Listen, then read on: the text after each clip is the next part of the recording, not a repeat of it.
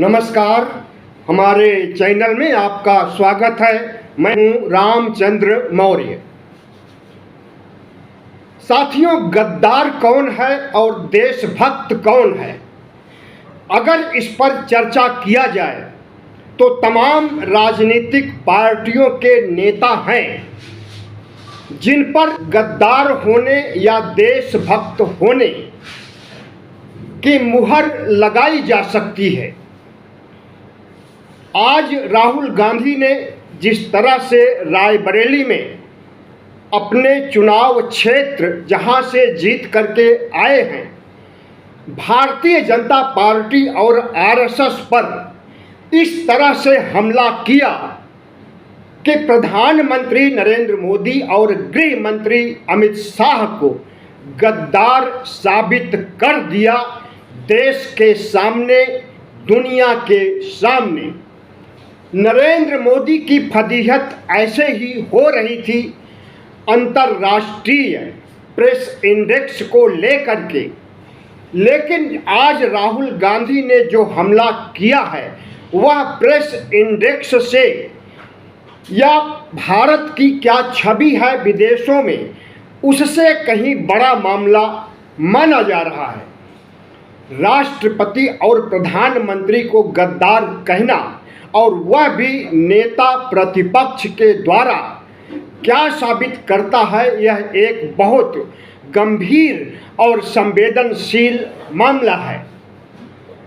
राहुल गांधी आज से नहीं, भारत जोड़ो यात्रा के समय से ही प्रधानमंत्री नरेंद्र मोदी और शाह को गद्दार साबित करते आए हैं, और उन्होंने आज गद्दार कहने की वजह भी बताई। उन्होंने कहा कि वोट चोरी करने वाला, वोट चोरी करके चुनाव हासिल करने वाला संविधान के प्रति गद्दार है। अडानी अंबानी को सारा धन लुटा करके इस देश को कंगाल करने वाला गद्दार है। देश के कॉलेजों विश्वविद्यालयों पर वाइस चांसलर आरएसएस की मर्जी का ब्राह्मणों को थोपना संविधान के खिलाफ है। देश की तमाम संस्थाओं, सीबीआई, ईडी, आईटी से लेकर सुप्रीम कोर्ट की तरफ उनका इशारा था। देश की तमाम संस्थाओं को तबाह करना संविधान के खिलाफ है, और जो कुछ संविधान के खिलाफ है वह गद्दारी का सबूत है। प्रधानमंत्री नरेंद्र मोदी के अलावा आरएसएस पर भी हमला करते हुए, आरएसएस की विचारधारा पर हमला करते हुए राहुल गांधी ने जो कुछ कहा कि हम आरएसएस से डरते नहीं हैं, हम मोदी और शाह से डरते नहीं हैं। राहुल गांधी के खिलाफ आरएसएस के मामले को लेकर 32 से अधिक मुकदमे दायर किए गए हैं, और आए दिन राहुल गांधी को कोर्ट कचहरी जाना पड़ता है। लेकिन राहुल गांधी फिर भी हार मानने को तैयार नहीं है। भगवा गिरोह से, आरएसएस से और भारतीय जनता पार्टी के शीर्ष नेतृत्व से राहुल गांधी एक ऐसे विपक्ष के नेता हैं जिन्होंने प्रधानमंत्री नरेंद्र मोदी, गृह मंत्री अमित शाह को ही नहीं बल्कि संघ प्रमुख को भी निशाने पर अरसे से लेते आ रहे हैं, और उस सब मुद्दे को उठाते आए हैं जो ओबीसी, एससी, एसटी के खिलाफ है। चाहे वह ओबीसी को हक अधिकार दिलाने के लिए, ओबीसी की जनगणना कराने के लिए भारतीय जनता पार्टी और आरएसएस पर दबाव डालना हो, चाहे संविधान की रक्षा करने के लिए भारतीय जनता पार्टी के नेताओं के हेट स्पीच को लेकर जनता के बीच जाकर के संदेश देना हो कि अगर भारतीय जनता पार्टी को वोट दोगे तो वह बाबा साहब डॉक्टर भीमराव अंबेडकर के संविधान को खत्म कर देगी। वैसे भी भारतीय जनता पार्टी न सिर्फ संविधान की विरोधी है, लोकतंत्र की विरोधी है, यहाँ तक कि संविधान निर्माता बाबा साहब डॉक्टर भीमराव अंबेडकर की भी विरोधी है। याद कीजिए, भारतीय जनता पार्टी और आरएसएस के लोग ही हैं जो बाबा साहब के स्टैचू को आए दिन ढहाते हैं, बाबा साहब डॉक्टर भीमराव अंबेडकर की मूर्तियों से छेड़छाड़ करते हैं और उन्हें जमींदोज करने का काम करते हैं।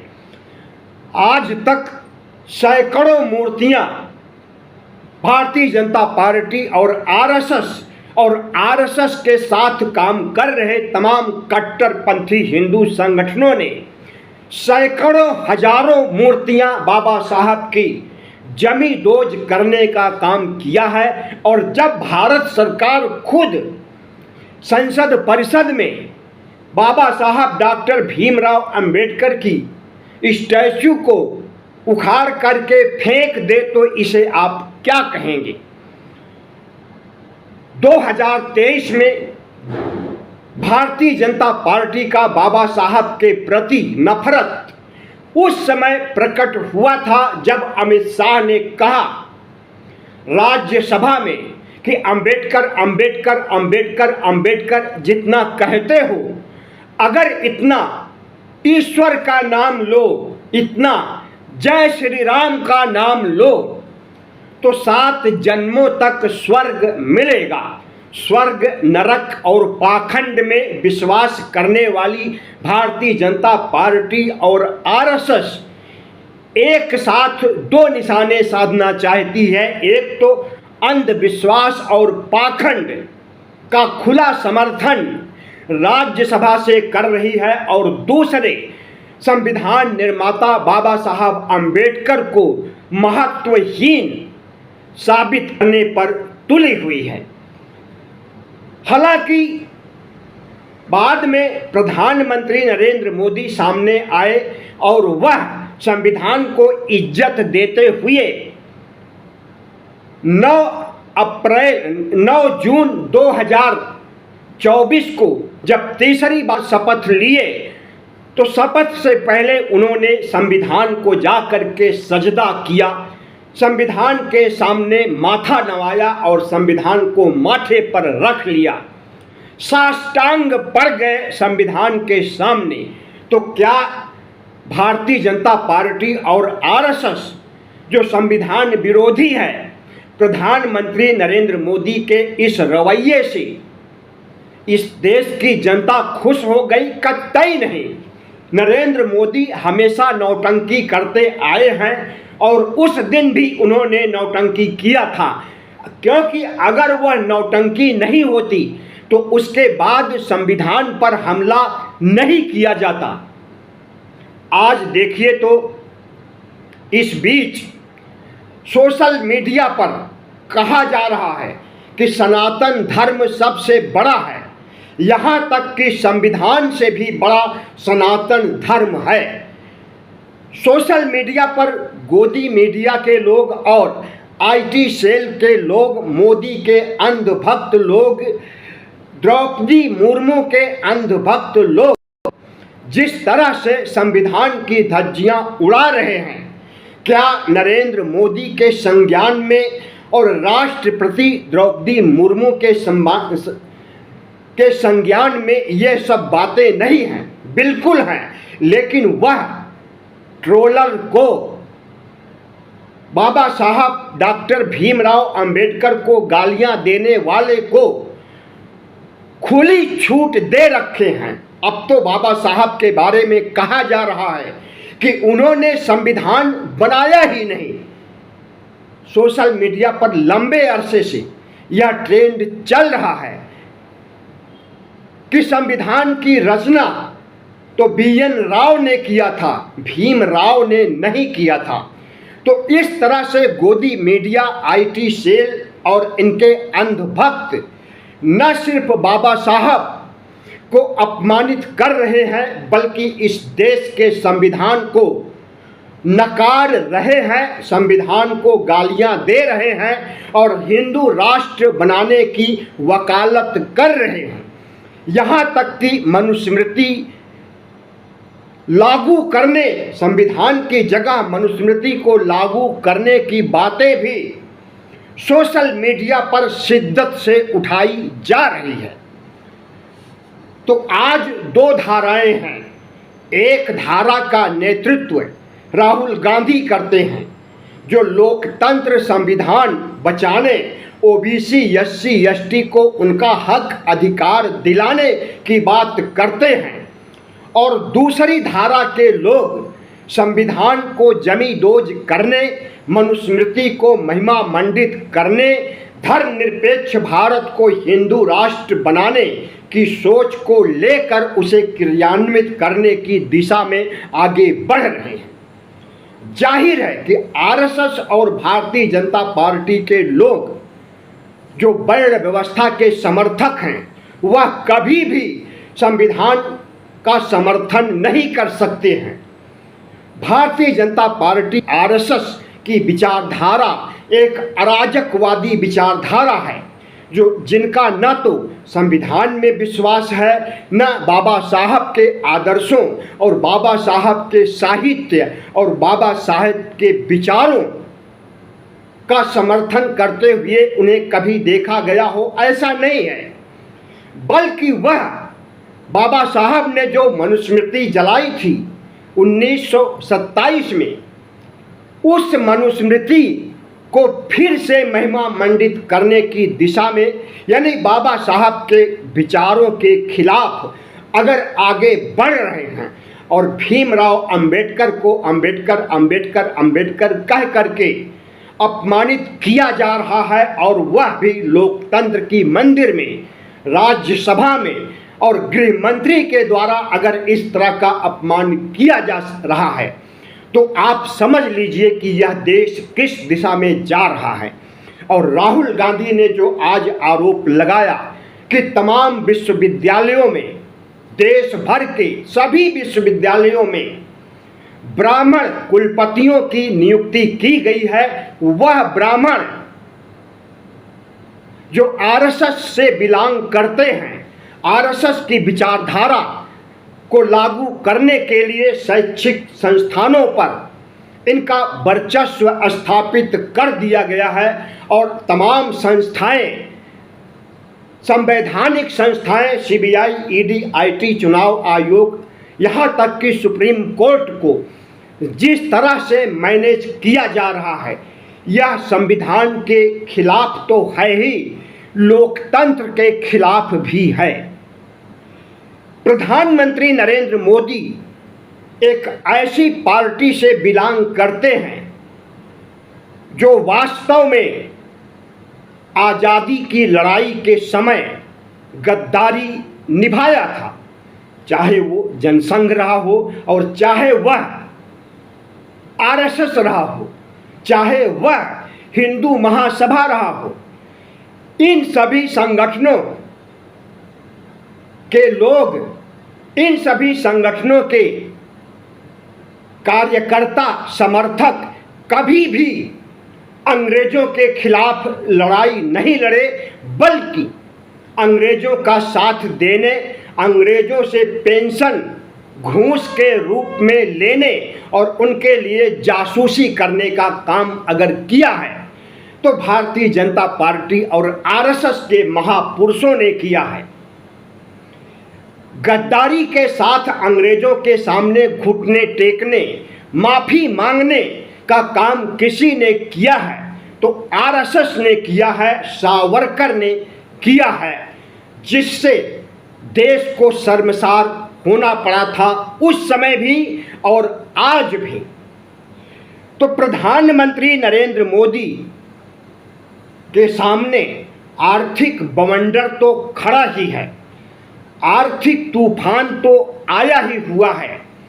रुपए की कीमत घटते हुए अगर डॉलर की कीमत 100 के पास पहुंच गई है। जी हाँ, आज 97.86 रुपए की कीमत पहुंच गई डॉलर के सामने। हमें लगता है कि इसी मई के महीने या फिर ज़्यादा से ज़्यादा जून के महीने तक 100 पार कर जाएगा डॉलर।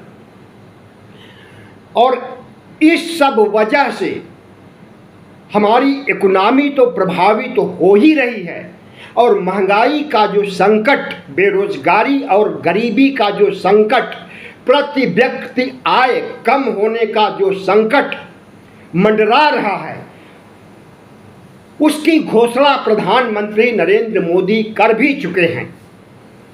लेकिन अगर नरेंद्र मोदी के सामने एक साथ कई संकट, वैश्विक संकट, प्रेस इंडेक्स को लेकर जो छीछा लेदर हुई है, आर्थिक संकट जो नोटबंदी, जीएसटी और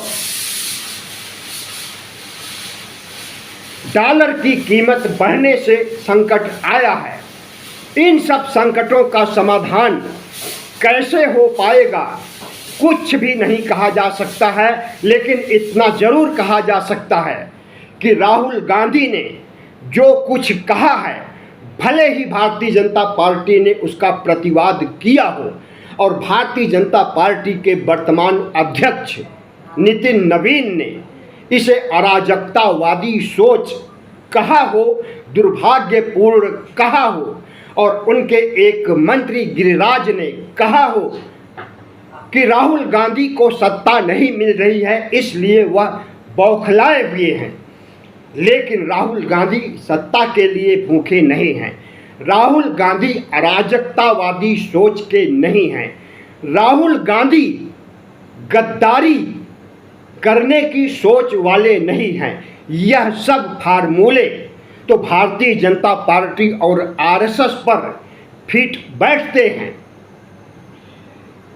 प्रधानमंत्री नरेंद्र मोदी जिस तरह से आर्थिक रूप से देश को एक ऐसी अंधेरी गुफा में ले जाने का काम किए हैं, जिस गुफा में जाने का रास्ता तो है लेकिन निकलने का रास्ता नहीं है, और ऐसे समय में अगर उन्हें देशद्रोही गद्दार होने का तमगा राहुल गांधी दे रहे हैं तो यह बहुत गंभीर और संवेदनशील मामला है।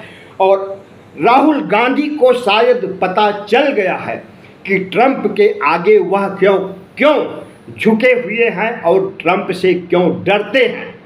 अडानी अंबानी के केस को ख़त्म कराने के लिए जिस तरह से प्रधानमंत्री नरेंद्र मोदी ट्रंप के सामने झुके हैं और झुकते जा रहे हैं, हमें लगता है इसके मर्म को राहुल गांधी ने अच्छी तरह से समझ लिया है और समय आने पर इसका भी भंडाफोड़ करेंगे।